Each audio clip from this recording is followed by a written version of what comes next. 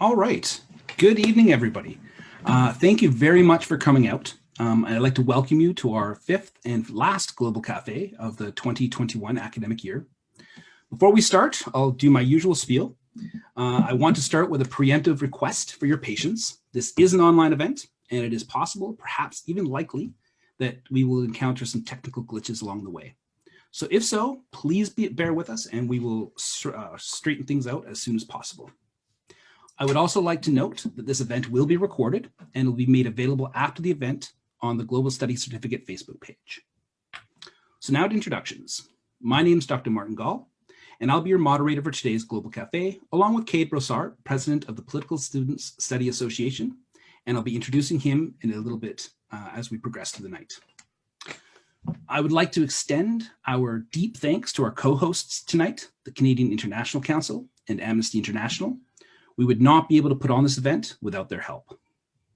For those of you who are unfamiliar with the Global Cafe, we created it as a unique space on campus to allow internationally minded people to gather and discuss the fascinating world we live in, and more importantly, to build community amongst ourselves. In normal times, we would meet 3 times per term, usually in an informal setting to chat over coffee, and I would probably tell way too many stories, and we'd share our thoughts and experiences about what's happening in the world. Occasionally, we would also bring in interesting speakers like tonight. However, as you all know, these are not normal times, and we're adapting to our new COVID reality, which will hopefully be over soon, while still trying to keep the spirit of the cafe alive. And to that end, we are extremely fortunate this evening to have 2 speakers willing to talk to us about the tragic events that are unfolding in Myanmar. Denise Estrella is originally from Canada and is a University of Saskatchewan International Studies student alumni. In fact, she was one of my very first students when I joined the University of Saskatchewan. She has an Erasmus Mundus Master's in Human Rights and previously worked for Amnesty International. She then moved to Myanmar and lived there for over 3 years, becoming a public relations director and working in both the private and public sectors. Denise has recently returned to Canada, and she's deeply motivated to help those who are in Myanmar and to raise awareness of the current plight of the country. Our second presenter for this evening, Ki-Mei Pa, belongs to the Karen ethnic group in Burma. She is studying international studies at the University of Regina. Ki-Mei and her family came to Canada in 2006 to escape Myanmar's military oppression. She's now working with the Karen community in Canada to advocate for Karen Indigenous people and for human rights for all.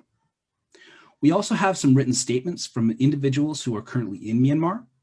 We are using written statements and we are not identifying these individuals due to the deteriorating situation in Myanmar and to protect them, protect their security. So at this point, I'm going to turn over the camera, or turn over the podium if we were in person, to Denise to start our presentation for the evening. Thank you very much, both of you, for being here. Hi all, thank you so much for joining us. So this is definitely a subject close to my heart for just merely for the fact as well that I was living there for the last 3.5 years, and I recently returned about a month ago back to Canada. And I'm very fortunate enough to be able to speak with Ki-Mei, who has been very active within Saskatchewan and within the Karen community as well. So to preface this, as Martin had mentioned, we will be speaking on behalf of some of the individuals that are on the ground. However, unfortunately, we were not able to get some audio clips from them just due to the fact that we really want to protect them and all of their anonymity due to the escalating situation within Myanmar. I also do just want to mention that we will be presenting some slides and some of them might have some sensitive content, so just be aware of that as well. So I hand it over first to Ki-Mei to start off our talk. Ki-Mei, let me know whenever you're ready and I will present our slides for us. Awesome, thank you everyone. So thanks Martin for such a great introductions. So I'm gonna go into my introductions a little bit before we go on to the whole situation about the coup in Burma. So hello everyone, my name is Ki-Mei Pa and I'm a former refugee from the Thai-Burma border. Now I live in Regina. First, I would like to thank everyone who organized this event. On February 1st, the Myanmar military took over power and killing many people who protest against them. We remember those who died, and we pray for the survivor who carry on with them the nightmares and of what they have saw and experienced. I am a Karen, another ethnic group from Burma. My family was forced to flee Burmese military attacks when I was just a child. Why did I become a refugee? Well, the war has seen the horrible things the Burmese military had did to the Rohingya people: rape, torture, murder. What many people don't know is that the Karen people have been fighting this military since 1949. For decades, the Karen people have suffered. Burmese soldiers have destroyed our villages, killed civilians, villagers, raped women and girls, placed landmines on our fields and villages, and taken our people for forced labor. We were forced to flee to become a refugee in Thailand. The coup that took place on February 1st is nothing new for many of the ethnic people. However, it raised a concern to many of us, seeing seeing the Burmese military is turning their weapon against their own people. So we don't want them to feel and suffer the way we have for so long. A report by the Korean human rights group in 2001 described one of the military campaign against the Korean villager, stating that the entire campaigns has targeting the civilians population rather than the arms resistance. In order to undermine any possibility of resistance and gain complete control over the subsistence Korean farmers who inhabit in the regions, the Burmese military has destroyed over 200 villages, driven thousands of villagers out of the hills to garrisons villages, and continue to hunt and kill villagers who have fled into to the hill to hide from the forced relocations. Uh, how many Thai has this story been repeating? Well, not only the Korean villages, but also other ethnic villages such as the Kachin, Shan, Rohingya, and many other ethnic has been experienced this under the military, the Myanmar military. Now the fighting is getting worse across Burma, and the Burmese military has broken the nationwide ceasefire agreement, leading to fighting with the Korean soldier. In recent months, more than 8,000 Korean villagers were forced to flee their homes into forest. Many villages are on standby because they know the fight is getting worse and the attack is happening every single day. These villagers have fled the Burmese army all their lives.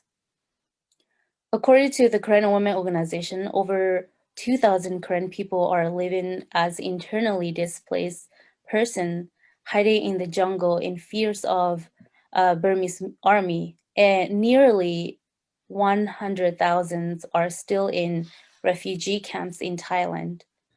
As I've said many times before, when someone asks me if I am safe now that I live in Canada, my answer is that I am physically free and safe, but mentally no. I am close to the people back in Burma, and my thoughts are always with them. My answer will still be the same as long as the violence, the inhuman act take place in Burma by the Burma military. I would like to leave you guys a quote from one of the Korean women organizations. One of the quotes say, "We cannot ignore the incredible abuse by the Burma army of the Rohingya women. The use of rape and murder by the army is well documented, and we have personally experienced rape as a weapon of war by the Burma army. We had hoped we were one of the last groups of women to suffer at their hands, but sadly, we were not. It is time to put an end to the abuse of and refer general mainland to the International Criminal Court. It is time to place a meaningful sanctions on the army until real peace, democracy, and human rights are established. Their time is up. We have waited too long. Our time is now. No women from Burma of any background should experience these attacks. Not the Rohingya, not the Shah, not the Kachin, and not the Karen. So on this day, we stand with the people in Myanmar as they fight for democracy, justice, and human rights. Thank you. I'm going to head it over to Denise. Thanks, Kime. So I'm going to share with everyone our slides, and we'll take it from there.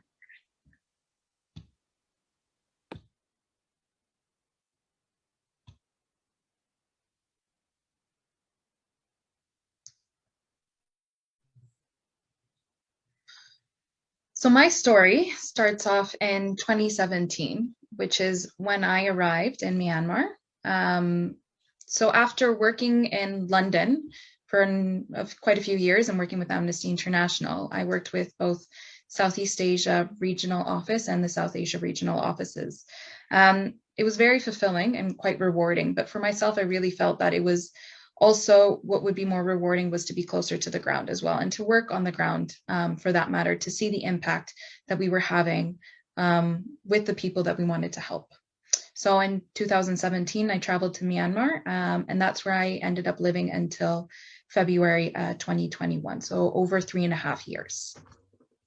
When I first arrived to Myanmar, I mean, Myanmar had just undergone elections in 2015. So for the last 2 years, it had been a democratic state. And it was really flourishing under those last 2 years and into the following couple of years as well until February 1st, 2021. The country itself was experiencing quite a lot of growth, both economically, infrastructure, telecommunications, and in many different facets. For myself, what I found that I saw of that growth was the fact that buildings were being built within a month or two. I mean, you would see an empty lot, and within 2 months later, you would see a whole new company that was being built from the ground up. We saw a lot of phone usage as well, the increase of telecommunications. Myanmar, around 90% of the population actually has the use of cell phones, and they use Facebook and other means of social media as well. One of the largest and highest populations doing so within the world, for that matter. And in terms of also infrastructure, roads were being built, sidewalks as well. That was something that also was good to see. And also the boom of cars as well, and transportation. Being able to travel to different parts of the country was something that was becoming a lot easier and faster as well, just due to how much investment was going back into the country. This a difference to 2013, and from some of my friends who had spoken to me when they had arrived at that moment in time, how SIM cards, for example, were $1,000. So very few people were actually able to access some of these things. There was no sidewalks, traffic lights didn't exist. So just within the span of 2013 to even 2017, 4 years, the growth was quite big. And by the time I left, it was even bigger as well, with more restaurants coming into play. Grab, which is similar to Uber, but it's just used in Asia, becoming very widespread, with a lot of the taxi drivers speaking English, and even a lot of different delivery services were also really coming into the country. So that just shows how much the country was really growing.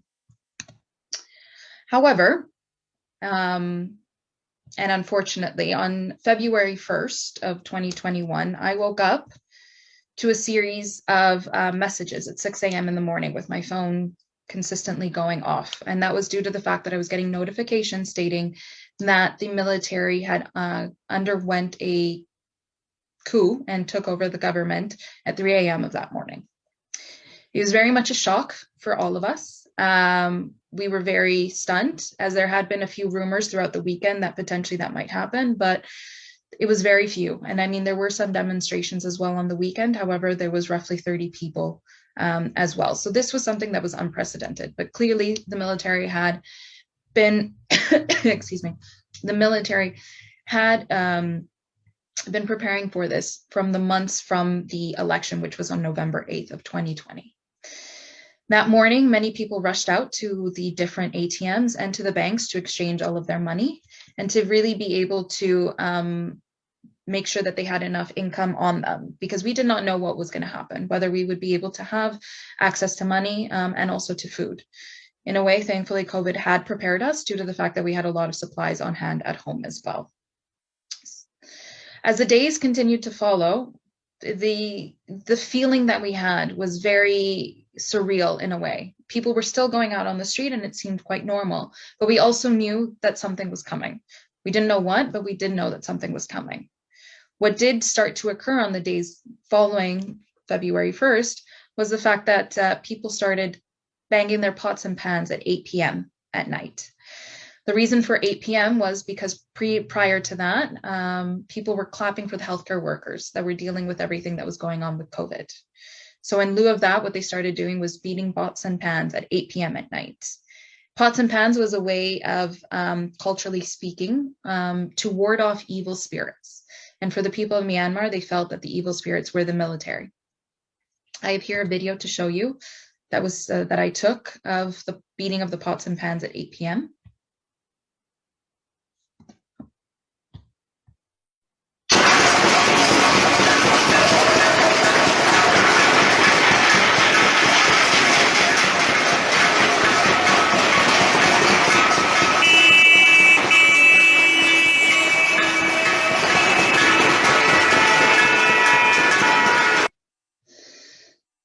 And here we also have some of the chants from the 88 uprising movement that were used as well following the events of February 1st.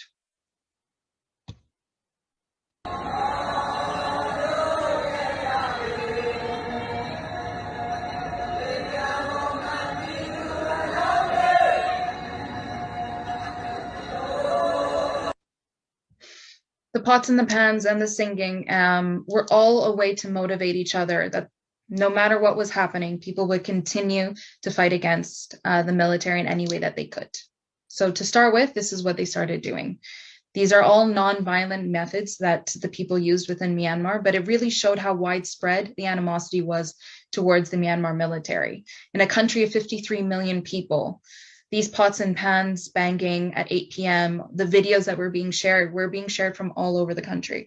So not just Yangon, Mandalay, some of Naypyidaw, the biggest cities within Myanmar, but for that matter, all throughout, from towns and villages as well. We were seeing the fact that people were not happy with what had happened. As the days continued to progress, we faced shortages in terms of electricity. We also faced internet shutdown for about 24 to 30 hours at one point on the weekend. The reason for that was due to the fact that people had started to mobilize themselves and had started to go out on the streets, and the military did not want that to happen. Nonetheless, people were still able to go out and they were starting to form quite a few different groups. On the first day, around 10,000 people went out onto the streets. By the second day, reports were of 60,000. On February 8th, when I was able to go out onto the street as well, because I had to drop off some items at my job, around 1 million people in Yangon alone were out on the street. And as you can see here are some of the pictures that I was able to take on that day as well. So the protests were happening from everyone, from security guards, as you can see in one of these pictures, to also people who were quite rich and wealthy. People were not happy about this. But the sentiment that I kept feeling throughout the days as they continued on, and just seeing as well, was how peaceful this all was. I mean, as you can see here in the bottom pictures, people literally had rope around them, so that way they would not block the cars that had to pass by along the street as well. They wanted to ensure that everyone was safe, but they were still able to protest what it is that was happening. Here I have a video from that day as well.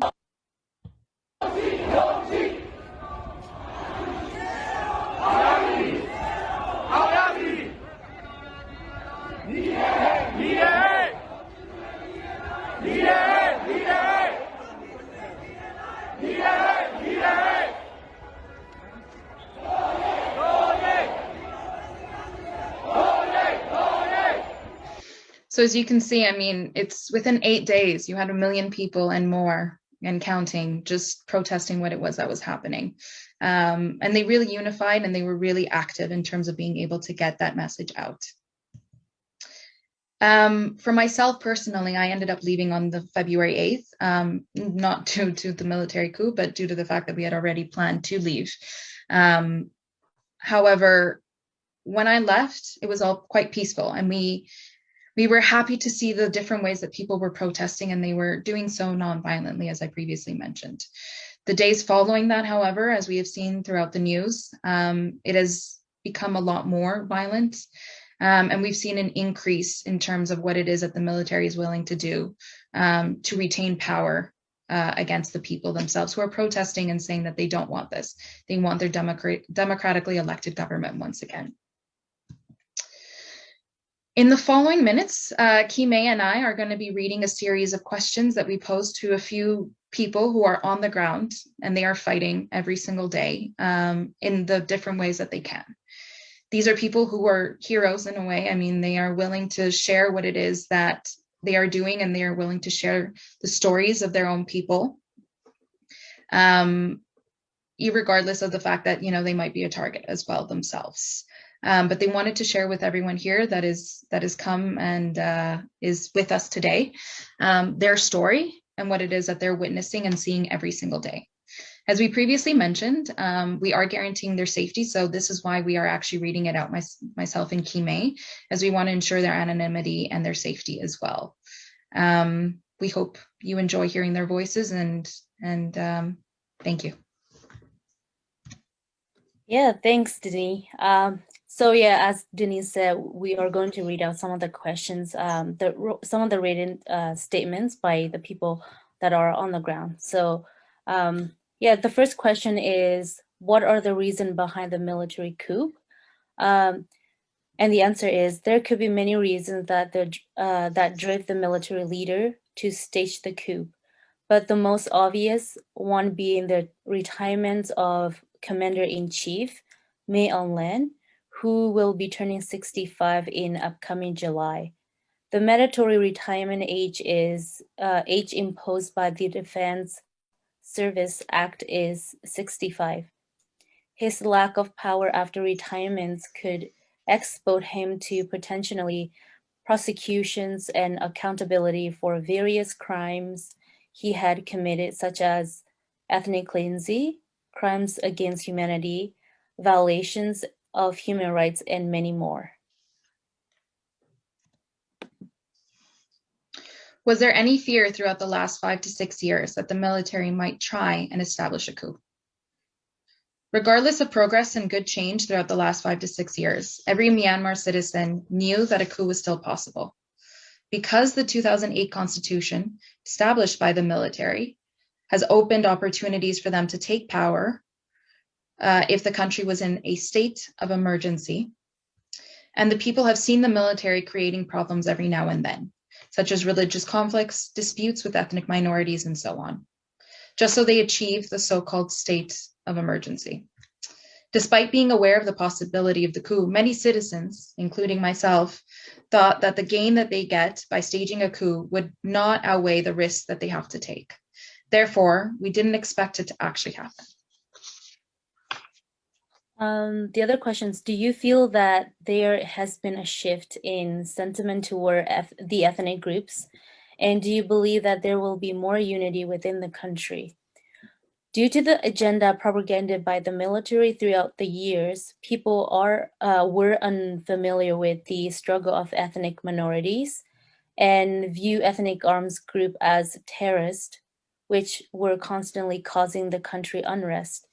The CBRPH, which stand for Committee represented the Bindasu Lato, recently announced that they have removed all the ethnic armed groups from the list of terrorist organizations, a list initially created by the military. Furthermore, now that everyone of a different ethnicities and religion are fighting against the junta hand in hand, this sentiment toward the ethnic groups by the majority have significantly changed. And along with this solidarity, people have also gained more understanding about the history behind this prolonged conflict, getting to witness the atrocities and experience violences themselves. Many began to publicly express their empathy toward the ethnic people and wrote heartwarming apology on social media for not being aware of what has been happening to them. This unity and understanding between one another is at its peak in Myanmar. And this not only is the key to winning this fight, but also will eventually become a powerful force to move the country toward the federal union.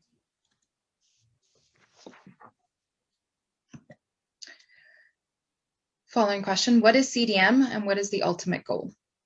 Civil disobedience movement, also known as CDM, for Burmese people is a passive resistance in which citizens refuse to obey the demands or commands from an illegitimate terrorist organization without resorting to violence or active measures of opposition. Its ultimate goal is to topple the illegitimate regime and replace them with a democratically elected government.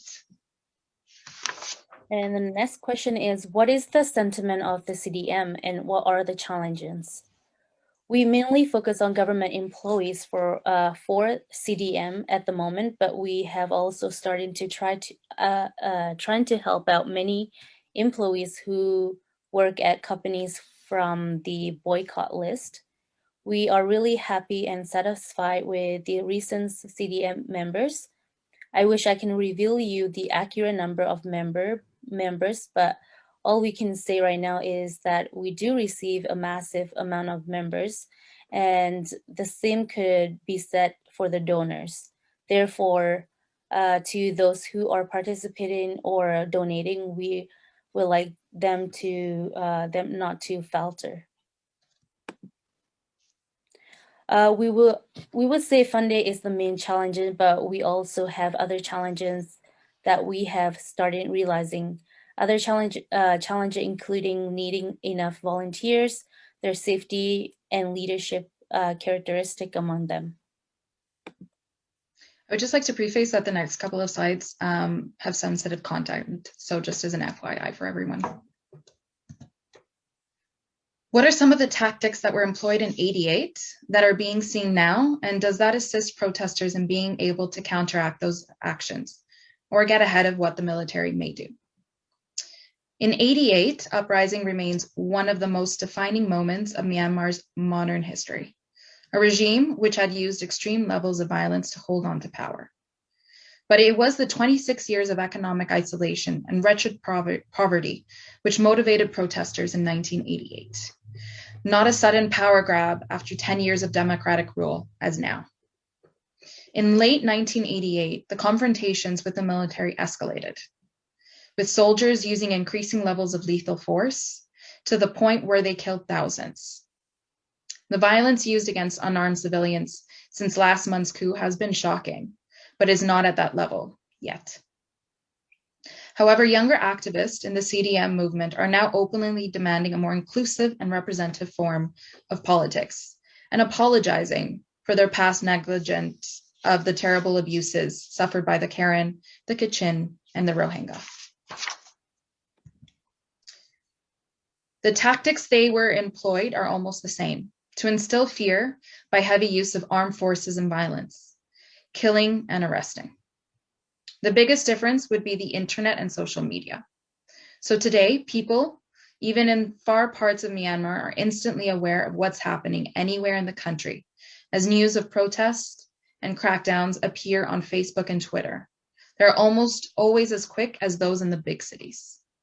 Back in 1988, the students relied on crudely printed pamphlets and word of mouth to communicate.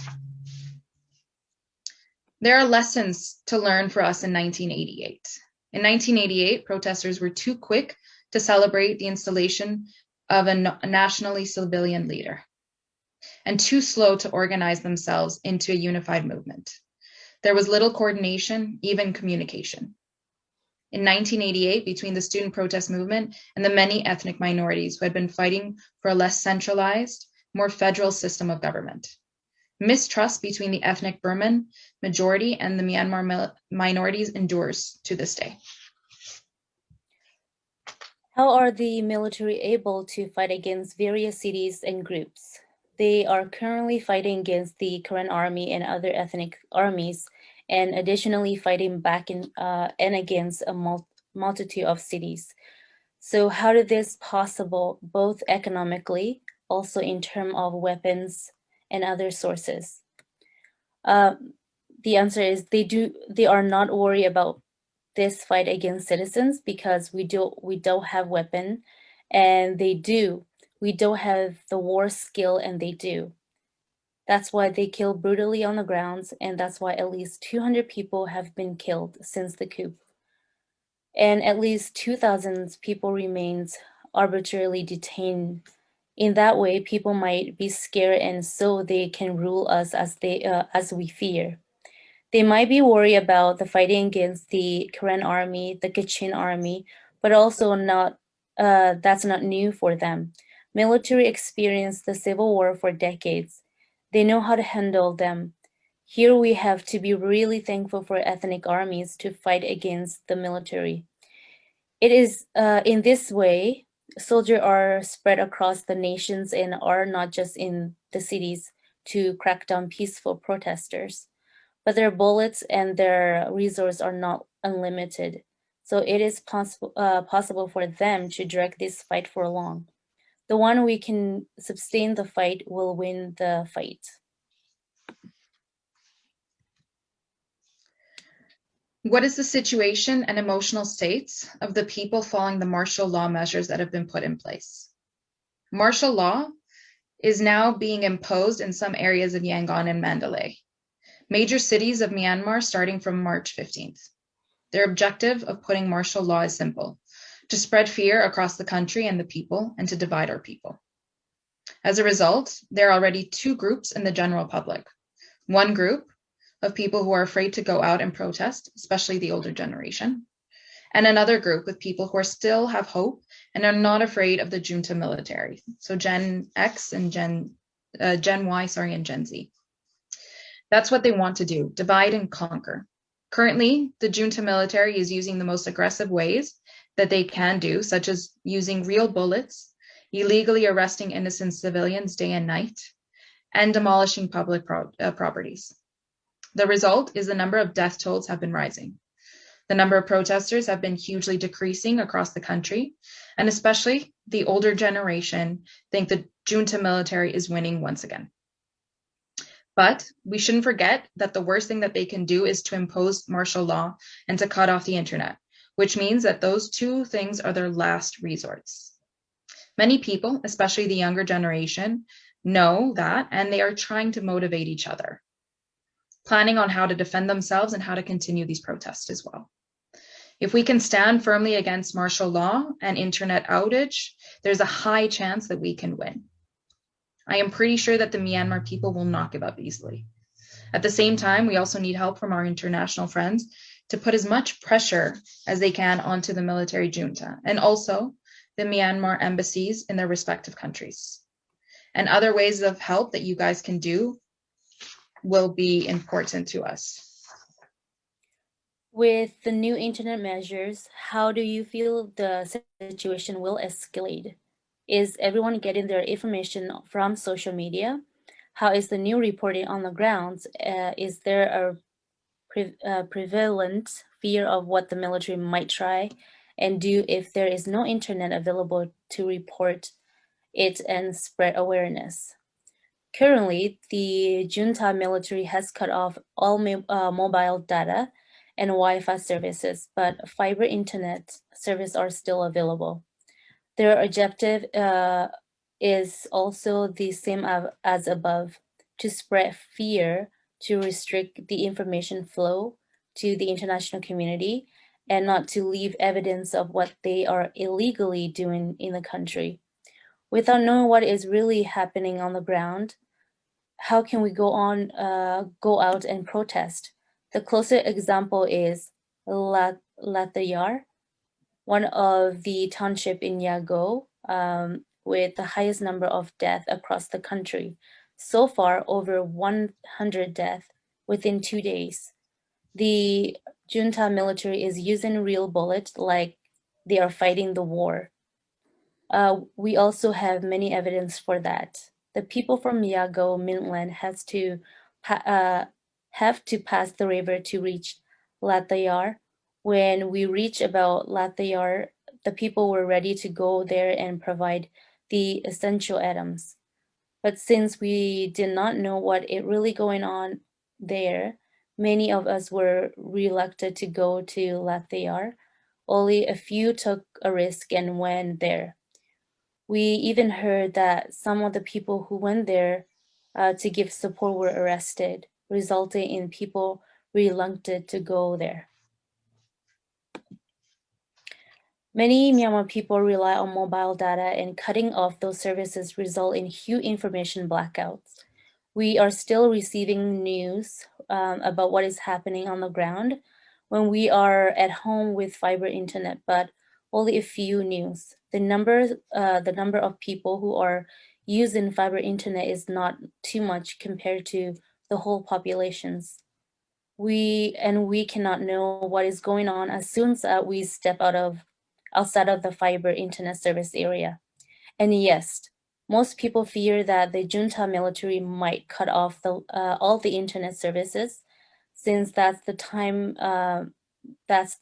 they can do whatever they want.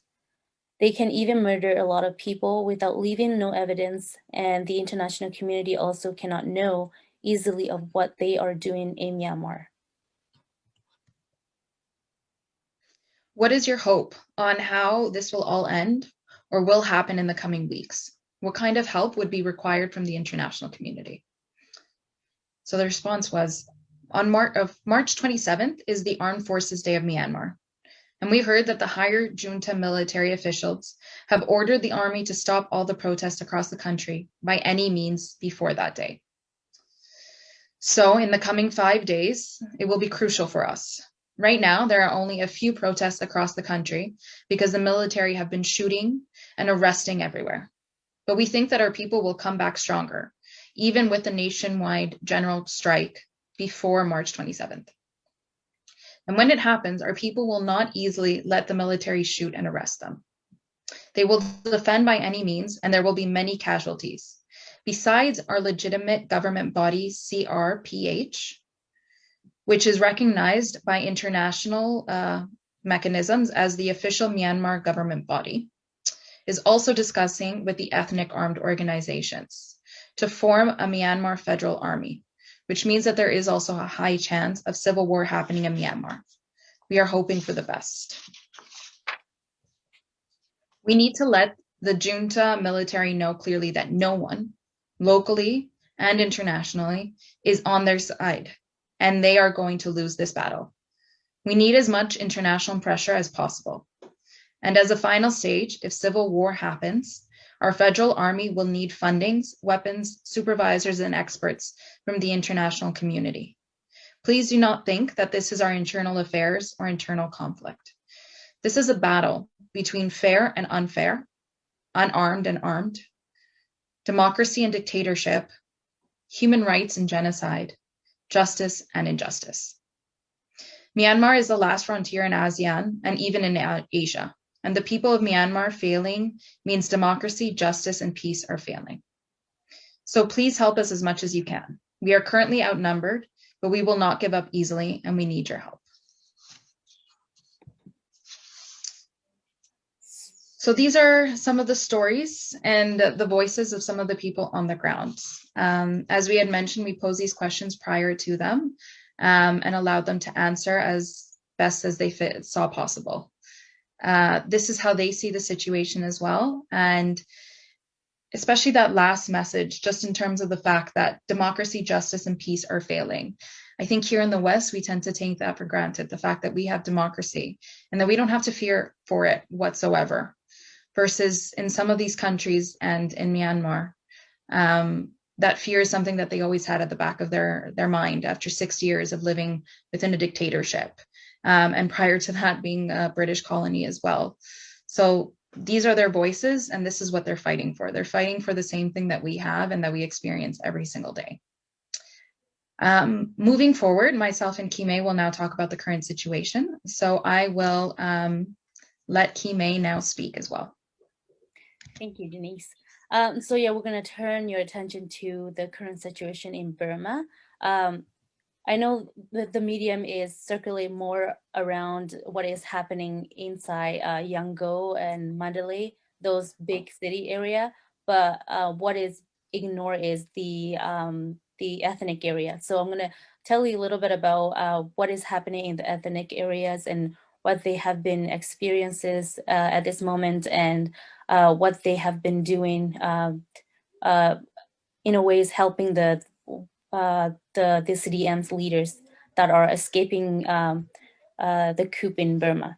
So the ethnic, I know for a fact that the ethnic, the Karen, the Kachin, the Shan, has a plan to welcome a lot of CDM's leaders who are seeking protection in the ethnic area, because they are being chased in their own in their own township and their own district. So they are escaping the army and trying to find protection in the ethnic area. And so the ethnic area all over the Burma has been welcoming so many ethnic, and I know in the Karen area they welcome more than 1,000 CDMs, the people that are participating in CDM, especially those who led the CDM movement, and there are some polices and soldier that are are involved in CDM and not wanting to cooperate with the military. So they seek protection in the ethnic area. And on the other hand, the Burmese army is attacking civilian every single day. They are attacking. There are burning the villages and burning the farming in the ethnic area. So the ethnic villages had to flee, and there in the current area, more than 8,000 people are displaced at the moment. And with that being said, they have faced many challenges with food being shortage, and having hard time to get access to aids from the international communities. And with COVID, the Thai governments are trying to restrict the aid to go to where the people in the ethnic area. And on the other hand, on the Thai-Burma border, it's hard to get access to the people in the display area. But also on the other hand, the Burmese army are closing the border to go into the cities. So the ethnic people are pretty much trapped in their own area. And the last year they have been using rabies dog. So they injecting drugs into dog and trying to release them among the villager. And it has attacked many villagers. And for a fact, two of the villager were killed after being bitten by the dog. And because they live in an area, in the jungle area, where they can get access to medications and the hospital. So it was hard for the people there to with the right equipment to actually heal the bit by the dog. And just a couple of days ago, the Thai armies is incorporated with the Myanmar military.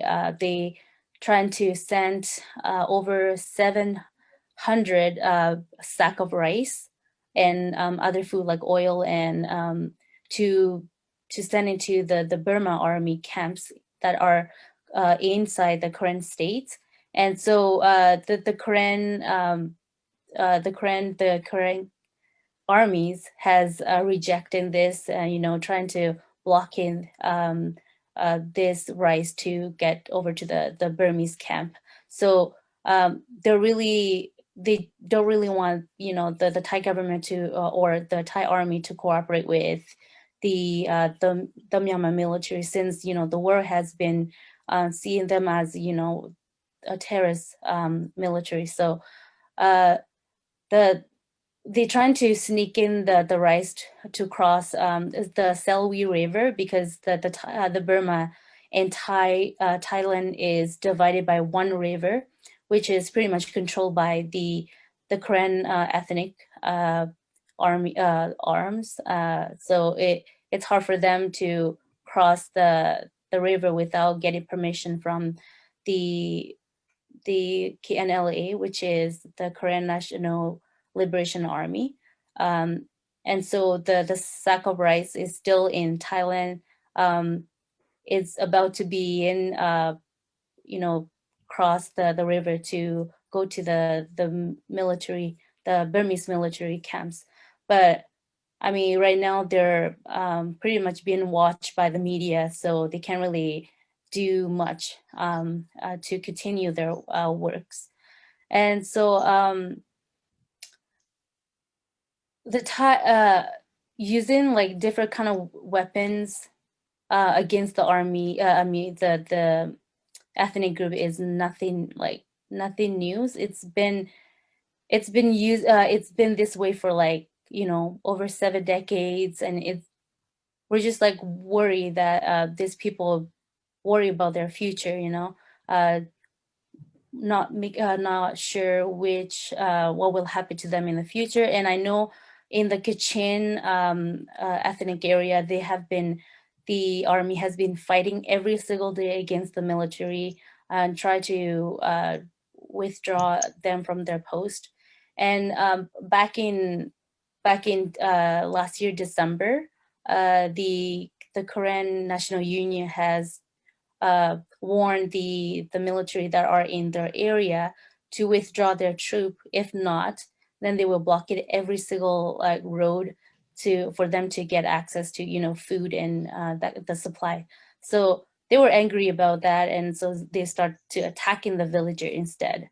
So yeah, but for many of the ethnic military, they do not have the proper supplies and all the weapon to fight back. So they just leave them by themselves. If one of them trying to get to go beyond their own area, then they're being pretty much shot. But so in this way, the military is capture a lot of villagers and using them as a slave to fetch water for them and to find food for them. So in the recent month, some of the villagers had to flee for their lives. And when they are in the jungle, they can't even put up a fire, because every smoke the army saw, they would be shoot at, like they will be attacked. So they can't really do anything. The children have to be kept quiet all the time, and there can be no movement. There has been many villagers that has been killed by the army, but yeah, they can't really go back to their village because it's been destroyed, and they're constantly on the move for one place to another. So yes, that is what is happening in the ethnic area, and they are fighting against the military, and they do have a place to welcome the CDM, the people that organize the movement, and the police and the soldier that has surrendered and not wanting to be involved with the military anymore and wanting to join the CDMs has been welcome in the ethnic area. So yeah, that's some of the situations that is happening in the ethnic area. Thanks, Kime. For myself, I'll just mention what it is that's happening internally and as well with the ethnic community. sorry, not ethnic, international community. So as we previously mentioned, I mean, the situation is getting worse and worse every single day. Just due to the fact that, I mean, even just with internet outage as well, they're using that against the people. There's a lack of being able to actually take out money from the ATMs as well. So there's a lot of people that have that situation as well. And just in terms of the fighting that's happening all over the country, there even is consistent fighting around, for example, the street that I used to live on. So it's really every single stage, it just kind of progresses and progresses. In terms of what the international community has been doing, however, that's where the response has definitely been lukewarm, I would say. So we've seen the UN issue out a few statements. However, they've had to actually make it a bit smoother or softer, I guess, the condemnation that they were given due to the fact that China and Russia are on the Security Council, and they did not want to have such strong language being used. So while we have a lot of condemnation, I guess, in a way from the UN, it's really not that strong, and there's not much happening except for a lot of reviewing at the moment. In terms of ASEAN, who are the ones that potentially are best placed to really be able to assist in some sort of way, it's been very divided, the way how they are responding. So you have Indonesia, who's leading the way, with Malaysia and Singapore as well, who are also vocal about the fact that the ASEAN community needs to come together and do more than just speak about it, but also physically what it is that they're able to do. Those are also the three countries where we have a lot of Myanmar civilians that actually live there as well. So that potentially is one of the reasons why they're very much more vocal. However, the other countries are really very much dragging their heels. And you have Cambodia and Laos, for example, who are following China's lead. Part of the reason for this, however, is due to the fact that part of the ASEAN's mandate is non-interference. So in a way, they do want to abide by their own mandate. But the truth is, nothing like this has been seen since ASEAN was created. So we will see, I guess, in the coming days what it is that they're doing. But at the moment, I mean, we have almost 60 days of the coup. Not much has happened, really. Just a lot of internal talks that the reports that we're getting are very fragmented and are not really going anywhere for that matter. Then we have some of the neighboring countries. So we have India, for example, who has been quite quiet at the moment with their response towards it. While we do have some people that are fleeing, are considered refugees within India. Excuse me. India has actually opened their arms to some of them, with one of the most famous cases being 8 police officers that defected, and they ended up going into India. However, India is also very wary about allowing more refugees to come into the country, and they've also been very silent. Part of the reason could be the fact that actually back in 2011, India and Myanmar had a good arms embargo, arms trade going on. So that was with the Myanmar military. So there have already been trade with the Myanmar military. So that is potentially one of the reasons why India is not speaking out much. We also know that with Modi, India is very much more of a nationalistic type of country. So they're going to become a lot more insular in that respect. However, on the flip side, as the situation continues to progress and worsen as well, that could potentially mean more refugees coming into India, which is something that they are not going to want to have. So we don't really know where it is that they will stand, but at the moment in time, they have been quite silent while sort of allowing refugees to come in. With Thailand, Kime already touched upon how the Thai government is responding. And part of the reason for that is as well as potentially speculation on my part, I would say more so, that Thailand is fearful of, the CDM movement actually being positive or being successful for that matter. That's due to the fact that Thailand has their own military government. So, they might be fearful that might end up putting ideas, quote unquote, in people's heads, basically. The EU has issued a lot of statements towards the situation. However, there's been minimal action, although today, they did actually issue out sanctions to 11 people within Myanmar. These are 11 military junta leaders that are quite high up, so they issued out some sanctions towards them. Whether this will be useful or not really is up for debate. However, I think we've seen in the past that it really hasn't been. In the past, they have actually issued out, for example, in 2018, some sanctions as well to 28 different military members. And at the end of the day, nothing really ended up happening from it. So there will be a lot more talks as well, but due to the fact that COVID is right now occurring and there's potentially a third wave within the EU, there probably will be a lot more talk, but inaction as well, as right now it doesn't serve the EU's best purposes to really be putting their resources towards Myanmar. The US has actually been the most outspoken that we've seen. So President Biden has actually been very critical about what it is that's happened, and they've actually issued out some economic sanctions. So they've been probably the most on top of it in a way. Nonetheless, the issue with these economic sanctions, though, is that the question remains, who does it end up actually hurting the most? With COVID, many people within Myanmar struggled to have a job. I mean, a lot of factories were closed. So that meant the working class were really affected by COVID. And then when you impose further economic sanctions, then the question is, will it actually hurt the military, or will it hurt more so the people who are already struggling economically speaking? The military, for that matter, in a way, have been preparing for this for many, many years. I mean, they have unlimited money in a way. They've amassed billions of dollars during their own time in office. And then following the fact that the NLD won, for the last 5 years, they ended up diversifying themselves and had a lot of their own businesses that were used throughout the whole entire country. Or they had partners who had created businesses that were then in a way funding them as well.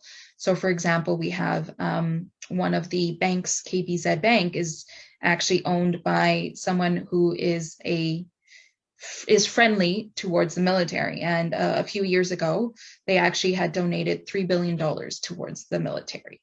So they have amassed quite a bit of a fortune, and they really do have enough resources at this moment to continue to move forward in terms of what it is that they are doing. So economic sanctions, it's a way forward, but who will it ultimately affect? We don't really know. Then we come to China.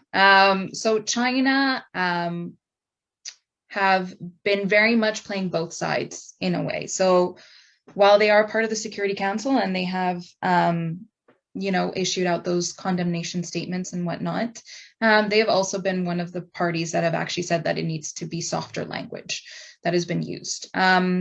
In terms of what it is that we know about the relationship with the military and with China, it is a close one. As much as China has put out statements stating that they are not close to the military and would rather have a democracy, the truth is otherwise. They have always been very close, and it serves their best purposes and best interest, for that matter, to have a military government, as it means in a way that the military will look to them for resources, and then they can also use Myanmar as an economic corridor as well for their One Belt, One China road too. So in the recent weeks, for that matter as well, I mean, if you manage to see some of the news as well, articles that come from China, the titles are very misleading. And most recently, for that matter as well, actually, China issued out a statement due to the fact that some of their Chinese factories were burned to the ground. The claim is that it was by protesters. The truth is it might have been by military pretending and posing to be protesters. We do not know, so I can't speculate on that. However, they issued out a statement basically saying that the military needed to get things in order for this to not happen. So, I mean, it's very clear that for them, their interests lie with where, economically speaking, they will gain the most out of it. And finally, we come to Canada. Canada, for the most part, has been in a way silent. They have issued out, obviously, some statements just stating that they are not happy with what it is that's happening. But in terms of actual tangible action, there's been very limited occurrences for that matter. At the moment, I've seen 2 petitions being put forth by MPs just to try and bring this to the House of Commons. And there has been very limited news coverage about this as well. Part of the reason once again, this is just myself speculating, but I do believe part of the reason is due to the fact that Canada already is having issues with China with the situation with the 2 Michaels that started in 2018. And so for them to also get involved within Myanmar and publicly outcry what it is that's happening, while they can do it within a certain level, in terms of actual involvement and support, potentially physically with resources, supplies, etc., I think it will be something that it will take quite some time for Canada to actually end up doing that. We've also seen them dragging their heels in a way. I mean, I'm not as familiar with the legal system and how long it potentially might take, but I mean, we've seen very limited action in terms of what it is that's happening with the Canadian Israeli lobbyist group, Dickens and Madison, I believe, who have been hired by the military junta to give them better PR, basically. So they have gone on the record stating the fact that what the social media is being shared is not correct, that the military is not shooting at people, that they are just trying to have conversations with the NLD, and that it's actually the protesters and the CDM movement that are really enacting these violent situations. Which, I mean, if you just go on Twitter, you can very much see that that's very much not the case. And they have, in the past, for that matter, they have worked with the Sudanese military and with the Libyan military as well. And as we know what those 2 militaries are like, we know that they are not positive either. And there has been very limited discussion from the Canadian government, and then as well, just any type of legal ability to stop them from continuing to work with the Myanmar military. I do believe, though, that they have imposed for the funds to be frozen at the moment. So if that is true, then that is a positive, definitely, but more needs to definitely be done. So the way how Myanmar stands at this moment, and this is, as you can see, starting from March 22nd, so far, there have been 2,682 individuals which have been arrested, charged, or sentenced, 2,302 that are still in detention or have outstanding warrants, and 261 people that have been killed in violent crackdowns. The truth is, though, that the numbers might be a lot higher than we actually know, and we've seen this in the past with the Myanmar military, that they have hidden the figures, and we will never fully know potentially what the actual figures end up being. I do want to leave off with what it is that the people who have attended this can do to potentially help what it is that's happening in Myanmar. So here's a list of different ways that you can potentially help. So writing to the different, our Canadian government, both federally and also writing to the RCMP as well, just in terms of what's happening with the Canadian Israeli lobbyist. And also some further information about the CDM movement and the CRPH, which has been formally recognized by the international community as the government of Myanmar and not the Myanmar military. We have also placed as well a petition for the House of Commons that is in circulation at the moment, and it will expire by April 2nd. So there is still some time. I guess we just want to leave you with this last note just about the fact that while this is not happening to us and it's not our next door neighbor either, this is quite important. And I mean, there are a lot of things that are happening all over the world. But with Myanmar, I mean, I think at the end of the day, it's also a front towards democracy and the fact that you can see a lot of the international community that is not coming together as they used to, for that matter. And really putting a stop to this. We've become a lot more insular.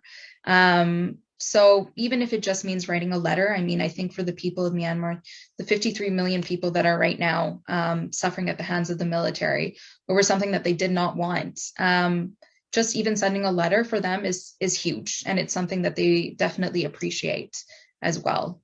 So I want to thank everyone for coming and for participating, for Kime as well, and Martin too, and CIC and Amnesty International. As we have here, here's a thank you to especially those 2 groups for hosting us as well. So thank you, everyone. Perfect. Thank you very much. I really just want to say a big thanks to Denise and Kime. You guys have really provided us some substantial context and things that we don't see in the news. And those of us who are internationally minded, we care deeply about what's happening, and we're hoping that more will get involved. So we're going to move now to the question and answer section. So I'm just going to stop sharing. Yeah. Perfect. If you haven't used the Zoom webinar before, it's a little bit different than the traditional Zoom. So at the bottom of your screen, you'll see a little Q&A button. If you click that, you'll be able to type a question. Only myself and the panelists will be able to see your question, and I'll read those out to Denise and Kibe. They can choose who will answer as we go through. Unless you specifically want one or the other to answer, then please put their name in the question itself. So as you're all, we already actually have one in there now, but as people start to post their questions, we will pose them to our presenters. And in the meantime, I'm going to turn the floor over briefly to Kate Bossart, the president of the Political Studies Student Association, who will introduce himself and pose the first couple of questions that our students have submitted in advance. So Kate. Thanks, Martin, and thanks, Denise and Kime, for your presentation and the insight it provided. So like Dr. Gall said, put your questions down in the chat bar below because we look forward to answering them. So my name's Cade Brozart. I'm a fourth-year political studies student at the University of Saskatchewan, and I'm serving this year as the president of the Political Studies Students Association. We represent the Poles and IS students. So we have a few questions that were pre-submitted by people who couldn't be here tonight. And so, Denise and Kime, I won't direct them to anyone, but if somebody wants to answer it, feel free. So the first one that came up was asking about the future of politics in Myanmar. So it asks, will Aung San Suu Kyi have a role to play in Myanmar's future? And does she have any power or influence at all at the current moment? So I would say that at this moment, she has power in the sense that her image has power, and just what it means to the people and to the movement itself. In terms of herself having power at this moment, no. I mean, we don't even know where it is that she's being held. The trial dates keep getting changed. Also, just what it is that she's being held on trial for consistently keeps increasing. I mean, she was first detained due to the fact that they found walkie-talkies used by her security guards that was deemed to be an import-export ban. I mean, it's outrageous, very much. So in terms of that, I would say that no. And for post-coup as well, not to sound, I guess, morbid necessarily, but we also don't know what state she's going to come out into. We don't know what facility she's being held in and the conditions as well. And I mean, she is, I believe, 78. So there is really no knowing that.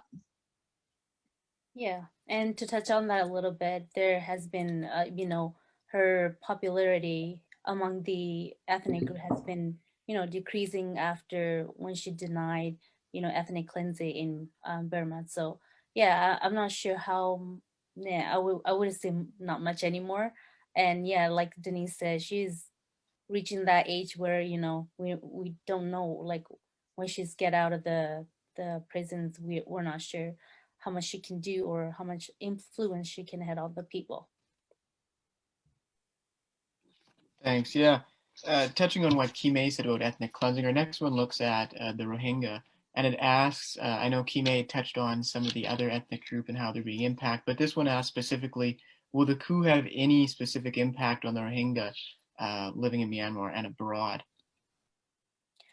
I would say no. It's going to impact everybody's in Burma. Like right now, everybody's, including the Burmese citizens, are being attacked. So I would say it's going to make any impact. I mean, like importance violation toward the Rohingya alone. It's going to be like toward all the people in Burma. I see we have some questions coming in the Q&A, so I'm going to pass it back over to Martin. Perfect. So we've had a kind of a wide range of questions popping up, but I'm going to cluster a few of them. So the first one was very eager. Andrew had posted almost at the moment you started speaking, and he asked that he's thinking of the contrast over the past years of semi-democratic government between the situation in the center of the country and the border regions, such as where the Kime comes from. Over the past few years, sorry. In the center of the country, you had some freedoms and development, but in the ethnic areas, the wars never ended. And I think Kime touched on this, but do you have hope that the current resistance against the coup can unite communities across these divides? So will there perhaps be more solidarity? And you touched on that briefly, but maybe you'd like to speak to it again. Yeah, I would say people are like the ethnic group and all the citizens of Burma has been, you know, coming together. They're fighting toward the same group, the same military. So I'm thinking, you know, they are going to be, you know, unite and to trying to fight against the military. And do you think if I'm not even going to say if, when the people are able to overcome the coup, do you think that the different ethnicities within Myanmar and Burma will be more united? If it's over, well, it depends. If we're going to be united, it's going to, you know, make sure that whoever the next government in charge is the person who, you know, understand the whole situations with like the whole ethnic situation, so that they can find a way to unite. But then there's also a lot of, I guess, like misunderstood between the ethnic group and the Burman citizen itself, because of like decades of, you know, torturing. And there has been in past where they try to, you know, help the people that are escaping from the 1988 uprising against the military, and they have been the people from there has been escaping. But then like after that, after the ethnic has, you know, protect them, they go back and, you know, trying to like uprise against the ethnic group. It's not like, okay, you saved me once, but that doesn't matter, you're still my enemy, that kind of stuff. So I'm not sure how much there going to be you know, reconciliations and the trust in there. But um it's going to take a lot of effort to unite the whole country. I just want to add on that. Maybe I'm being a bit too positive because I mean, Kime's worked on it a lot more and knows far more firsthand than I do. But from what it is that I'm seeing on the ground is that people are reconciling themselves a lot more to the plight of the ethnic communities. I mean, there's been a lot of, I mean, one of the takeaways, I guess, from this has been that people are now asking for forgiveness to the Rohingya, actually, because they recognize the injustices that they faced. And so, you know, in that type of respect, I feel that at least at this moment, it's definitely bringing people together from the different ethnic regions and ethnic groups. How long that will last, I mean, we don't know. And as I mentioned, I mean, Kime has probably a bit of a better idea, but at least right now, I feel like it has been quite unifying. So perhaps there's a window of opportunity where things may get better, but it really will require people to take advantage of that opportunity.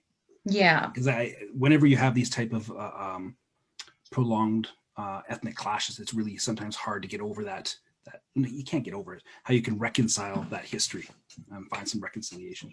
Perfect, thank you. There's a few questions, 3 or 4 people now who have expressed the angst that I think many people are feeling. And their question is, what can we do now that when we leave this event tonight, what are things that we can do to make a difference? Maybe speaking to those that are on the ground have already suggested some ideas, but maybe you could try to put that together. I think for us, it would definitely be lobbying our MPs, our local MPs. So one of in the slide, and we'll share it again. There is a link that takes you directly where you can find out who your local MP is, and there's even a letter that's already been constructed for you. So all you have to do is just copy and paste. I think in that type of way, definitely lobbying our local MPs to kind of make more of a fuss at the House of Commons and really bringing it more to the forefront of the Canadian government. In terms of more tangible ways to be able to help people is in terms of donating. There's a lot of GoFundMe, and I've also put in for the CDM and also CRPH. They have a couple of donation pages too, where the money goes directly to those on the ground in terms of food, supplies, water, mask, everything like that. So it's not that it's going in terms of any arms, but it's just going towards really helping people on the ground so they continue to have the motivation to move forward too. And it also provides food too, which is very necessary. I think those are the different ways. And as some of the colleagues or some of the people had mentioned previously too, is just simply the fact of maybe lobbying as well the embassies. So for us, the Canadian Embassy, and if you have people as well that are abroad, also working together as a unit and really lobbying those people that have the ability to raise our voices and our concerns. Yeah, and to touch on Denise, a little bit about like donations, in terms of donations, there are a lot of IDPs in all ethnic areas. So if, you know, they are losing their homes and they're pretty much currently living in the jungle with not much to help them with. So if, you know, if people do wanted to donate to that, you can like reach out to, um, in Saskatoon, there are a Korean community where they can be reached out to, or we have the Korean community of Canada, which is like the umbrella group that are represented the Korean people all over Canada. So you can donate through various of sources through like the local community or the whole Canada Korean community, or you can go to online relief and partner development organization. They do help out with the IDPs and with like food and shelter, that kind of stuff. Yeah. And I just want to mention one more thing as well. I mean, I think one of the other ways in which we can help as well, it sounds maybe cumbersome, but continuing to raise awareness. I mean, there hasn't been much in the news. There is in terms of online news, but from what it is that I watch as well, you know, on Global or CBC, etc., there's been very limited amount of talk about it, even just in terms of what it is that's happening with the Canadian Israeli lobbyist group. So you know, continuing to raise awareness and creating that conversation, even that also helps. And it definitely expands in terms of who it is that you talk with, you know, talking to family, friends, neighbors. The more people that talk, the more awareness happens. Perfect. And I'll also mention that the links that Denise had in her slides, I'll put up on the event page and share it on our Global Studies Certificate Facebook page, Yeah. So people can access them there as well. And we can share Kimay's as well. Sorry, Martin. I was just saying we can also share Kimay's links as well too. Definitely. And if anybody else also has some links they would like us to share or put out there, feel free to send them to me, or even write-ups or stories. I'm more than welcome. I more than welcome them, and I can try to get them out through our Paul's and Global Studies Certificate page. I'm going to ask one more question and go back to Cade. First, I got lost in my list. So there's it's been suggested. This is from Jennifer Bowes. It's been suggested to me by spokespersons from a US-based NGO, Mutual Aid Myanmar, that a practical call to be made by international activists would be for people to write and ask their countries secure Burmese MPs in their country, respective embassies in Burma. Interested to know your thoughts on this strategy. I don't know at this point how many MPs are already detained. Would either one of you like to touch on that? Kimei, would you like to? Honestly, I don't like. I noticed like in a various country, the MP, like the Burma embassy has been, many of them has been, you know, participating in CDM, but they don't like resigned from their position. So I'm not sure in terms of like with the MP. I'm not sure how many in our Canadians MP there has been. I'm not sure if there is any Burmese that are involved in our MP system, but yeah, I'm not sure. Denise, Do you know any? I think there is one, but I'm not 100% sure. So I can't really speak too much about it. Sure. But I mean, the idea itself to write and ask that their country secure Burmese MPs, I mean, I think that is a very tangible way forward as well. So it doesn't necessarily even have to be potentially Canadian. It can also be from other countries too. Before I hand it back to Kate, I want to touch on one more great question that popped up.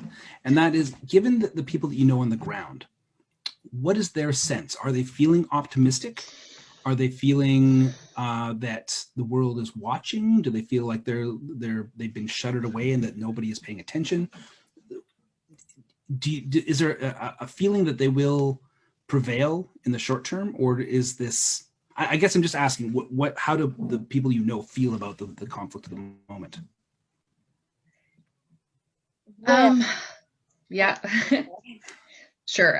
So the feeling is very much of hope. The feeling that I get from the people on the ground that I know is very much that they're hopeful. That they think that with what it is that they're doing, that they will prevail just due to the fact that they consistently say that they won't stop as well, because they don't want to go back to what it was like before. As I mentioned, their grandparents, their parents themselves, they've all lived under dictatorship. So you know what it's like and they don't want to do that again. I am hopeful for them as well. But the issue is, though, the fact of with the military using, I mean, lethal forces and lethal weapons. I don't know how long they can sustain without also then doing the same, which means that then you end up having a whole entire civil war. And my main fear, and I think they kind of have that at the back of their head as well, is that a whole generation potentially might end up being wiped out, because this is the Gen Y and the Gen Z that are willing to be on the front lines and are willing to take a stand and put their lives at risk. I mean, a lot of the people that have passed away so far and have been killed are young individuals that are within the Gen Z category. And for others, for the older people, they're fearful not for themselves anymore, really. It's for their kids. They don't want to see their children to be being out there. So, you have a whole generation that's telling them not to go out, and you have another generation that's saying that they're still going to go out no matter what. So they're very hopeful. And I want to be hopeful with them, but I guess from the outside looking in, it's a bit hard to see that. In terms of if they feel isolated, I think they don't, because of how social media is used within Myanmar. I mean, it's very prevalent and they find ways around it. I mean, Facebook is used astronomically over there. I mean, just in terms of it's used as a news source, it's used as conversations, it's used as meetings, it's used as everything. So they're finding ways around that to be able to post. And for some of them as well, they have a lot of international access too. So, they are sharing with the international community. I think for us, looking once again on the outside in, we can see that it is limited. I mean, myself, Kime, we are in it every single day, looking and reading and hearing. So we know what's going on. But I think for the majority of people on the outside, it's very minimal because of COVID as well. And COVID kind of ends up taking a lot of the emphasis away from what it is that's happening. Perfect, thank you. Kate, I'll hand it back to you to ask 2 more questions that we've had from students who sent them in. Yeah, for sure. So building off of what Denise was just talking about, about the outside world, one really popular question that a lot of people are wondering is essentially, what can the international community actually do? I know you touched on talking about sanctions, right? And how that might be a double-edged knife. So what would actually be effective actions that the international community can take? So we touched a little bit on like sectioning, economic sectioning, and donations, and if they don't want to do like direct, like if they don't want to help directly, they can do indirectly, helping with the supplies for the CDMs, the people that organize the movement, and I guess in another ways, what they can do is if economic section is really hurting the working class, then on the other note, they can do is to I guess like pay close attention to the military family members who are like in abroad, in other countries, trying to maybe like in a way blockade their like block their social media accounts and their business, that kind of stuff. It might help a little bit too, since they are benefited from their military members. So I guess like you had to not only attack them, but you also had to attack their family members so that they also get pressure from their family members in that way. Yeah, and I mean, Kime does a good job of summing it up. I mean, at the end of the day, this is a giant, right? So one of the ways to cut off the legs of the giant is economically speaking. So, if we're able to lobby not just the government, but also the government in terms of seeing what businesses, Canadian businesses, are working with the military and with the or have in the past, getting them to stop doing that. I think that's one of the ways, because then finances, arms, whatever it is, that's happening is one of the way. Yeah, I would say that, and then as well as we've already mentioned everything else, and then continuing to raise awareness too. Wonderful. Yeah. I guess staying on the international level for the next one, is there any role for the United Nations or other IGOs in this situation? Specifically coming to mind, R2P, the principle of R2P. Does that have any role to play in this situation? Or is the dynamics with the UN and the P5, right? Is it too complex or just not politically viable?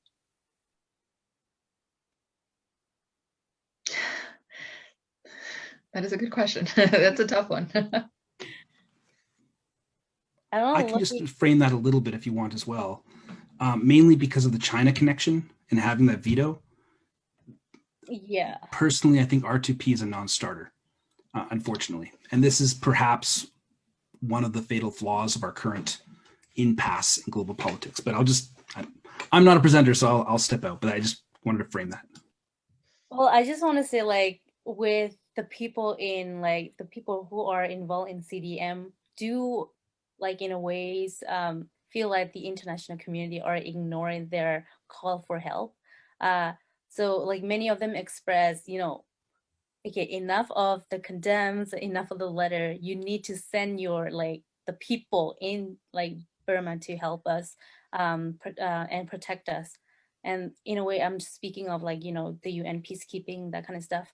But it's just like with China and Russia is like those big power are having a lot of activity with the US, and they already have like conflict on their own with the US and Canada. So looking at outside, it's like impossible. Like they don't want to get involved because they don't want, for them it's like Burma is just a little country. It's not worth it to fight over it. So it's like people, like millions and millions of people that are in there, and doesn't matter to them. Like they should do something about it, but it's more like they're afraid.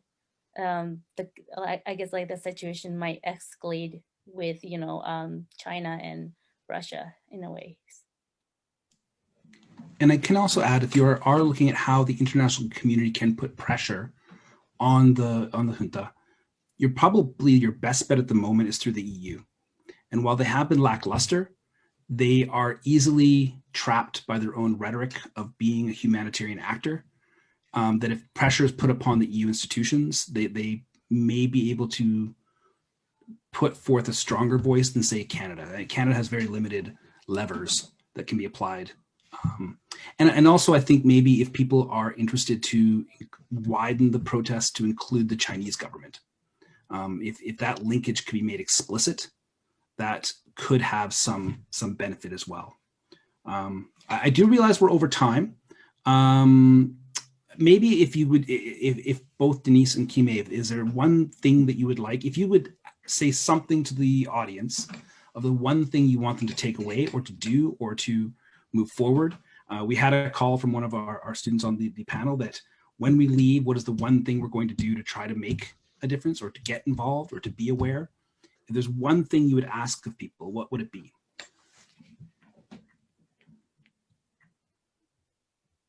Okay. Go for it, yeah. Small question, but you know. Okay. Well, tonight, if you leave, you know, after our conversations is over, what I want you to take with you is that, you know, these people are fighting for justice. They're fighting for democracy. They're fighting for rights. And they've seen, like, they've been through a lot of suffering by the military is already, so they want us to raise our voice. We live in a country where we can use our voice as, you know, a way to make awareness, and we have that freedom. But for the people in Burma, they don't.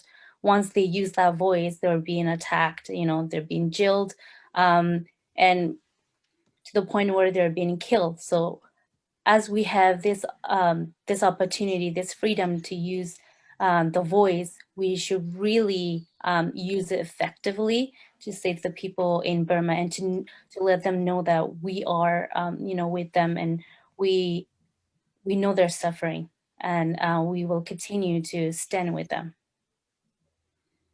Yeah. I mean, for myself, one of the, I mean, we tried here to be able to give you a few different perspectives as to what it is that's happening. So not just, I mean, as myself as an expat living in Myanmar, I also, you know, that's why I also asked Kime to speak with me as someone who is from there and has experienced as well another side of Myanmar. And then we wanted to bring the voices of the people on the ground as well who are currently fighting. So, you know, having all of those different perspectives kind of allows you to really see what it is that's happening and give it more of a voice, a human voice as well. I guess one takeaway is the fact that don't be afraid in a way. Don't feel that you need to wait for your own government to do something. You as people yourselves, you have different opportunities in different ways. And even if it's something small as writing a letter, I mean, if there was roughly, I think, 50 plus people here, that's 50 plus letters, you know, that are going out there. That's 50 plus voices that are advocating for these people as well. You know, and I mean, that's what it is that we're asking for, to raise that awareness, because, you know, we are the international community. We are our own governments in a way. You know, we are the people, and, you know, we have the ability as people who live in a democratic society, who don't have to fear for that whatsoever. We have the ability to speak up, you know, so we should definitely do it in any way that we can. Perfect. Thank you very much. I'm going to draw us to a close here because I know we're over time. And I just really would like to offer my sincere thanks to both of you for coming here to share your personal stories of what you experienced, but as well to link us to people that are experiencing this tragedy at the moment. And if I was going to ask one thing of our people online with us today, is to realize that this is real, that this isn't a news story far away, but there's actual people's lives that are being impacted, and that Canada is a multicultural society. We have those connections with people here as well. I would echo the call from Christine that when we leave, everybody should try to do one thing. You can do more if you want. If you want to do 107 things, that's awesome. But if everybody can make a commitment to either write a letter, to donate some money, to connect with their MLA or their MP, to somehow get the word out, even sharing the information with people they know, I would be greatly appreciative, as I think everybody on our panel would today. I'll be posting the links that everybody, I've copied and pasted the ones from the chat, and we also have the ones from Denise's slides, and that will be on the Global Studies Certificate Facebook page, so you can find those there if you want to offer support. You might also want to just get involved with groups that have an international focus. So, for example, our Amnesty International chapter here at the U of S, or in Saskatchewan or Canada, the Canadian International Council, which tries to draw awareness of some of these events and also bringing together Canadian voices. And so I believe we all have a responsibility to be informed and get involved. And so I hope you do as well. And I hope that you're able to take one step and offer some assistance to this unfolding tragedy. And it is a tragedy. It's something that I think if you watch what's happening and take the time to find out, it can not fail to affect you. So I really want to put that out there. Yeah, thank you very much.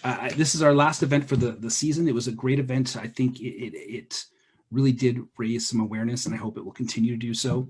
If you want to be put in touch with anybody, please contact me, and I'm more than welcome to be a conduit to try to get people together on this. If there's somebody has an idea even of something they can do, whether that be, for example, an amnesty letter writing event, or they want to connect with other people who are interested, I'm happy to do that as well.